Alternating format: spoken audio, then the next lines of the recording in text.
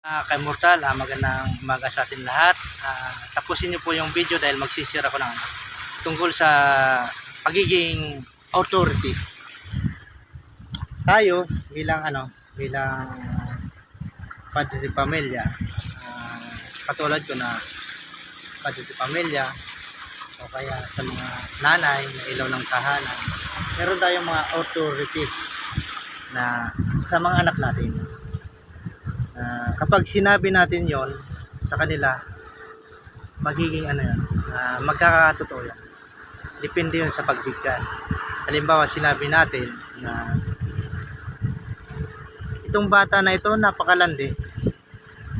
Yung ikaw, dahil nanay ka o tatay ka, may authority ka, automatic yung anak mo magiging malandi dahil sumpa na yun sa kanya. Tatalab yun sa kanya. Pag sinabi mo naman sa anak mo na napakatamad nitong bata na ito, hindi maasahan, yung anak mo talaga magiging tamad niyo kasi sinumpa mo na siya. Yung body spirit, yung sinabi mo, ikukuman na niya, mangyayari yun. Pag sinabi mo naman sa kanya na ito talaga walang pakinabang, talagang walang magiging pakinabang yan. Kaya kumbaga dapat tayo na may authority tayo ng mga tatay, nanay, may authority tayo sa ating mga anak, dapat pabaliktad kapag tayo magsasabi. Halimbawa, sabihin natin sa mga anak natin, itong mga bata na ito, napakasisipag mag-aral. Yan. Sinabihan mo sila napakasisipag mag-aral, kaya magiging masipag yan.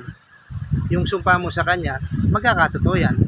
Pag sinabi mo naman na, ay napaka good boy, good girl ng bata na ito, yan, magiging good girl talaga at saka good boy yan. Pag sinabi mo naman na napaka matulungin talaga, magiging matulungin talaga yan. Dahil sinumpa mo siya. Pag sinabi mo naman sa kanya na napaka religious talaga ng na to. Napaka maka-Diyos. Magiging maka-Diyos talaga yung anak mo. Dahil yun ang sinumpa mo sa kanya. Ganon po mga kay Mortal ang dapat gawin sa mga anak. Dahil tayo bilang mga magulang, mayroon tayong authority sa kanila. Tapos dapat yung mga anak natin, huwag natin silang tatakutin.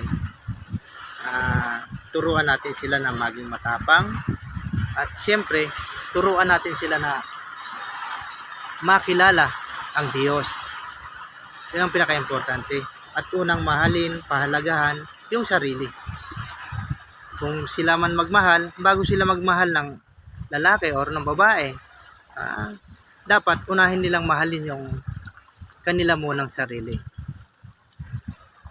Mahalin muna nila ang Diyos, mahalin muna nila ang sarili nila, pagkatapos lahat ibibigay na ng Diyos. Pero kung nagmamahal ka pero yung sarili mong katawan hindi mo naman mahal, kakaramain ka niyan. Tapos sa mga bata naman na mapupusok, yung mahilig magtanan, automatic yan. Kapag halimbawa yung mga magulang kumontra yan, nakialam, sa una lang yan magiging maligaya, pero ang ending yan, hiwalayan. Yeah. Dahil kung yung mga magulang may authority, makakapagsalita siya ng isang salita na magiging sumpa yun. Pagdating ng araw, ang ending ng anak, hiwalay.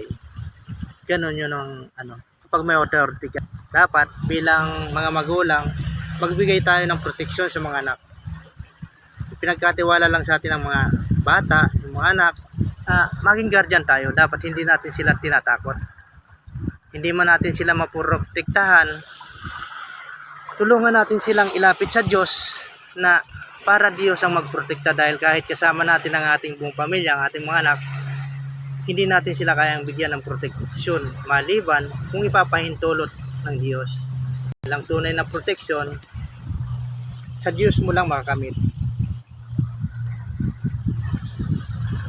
Ayan.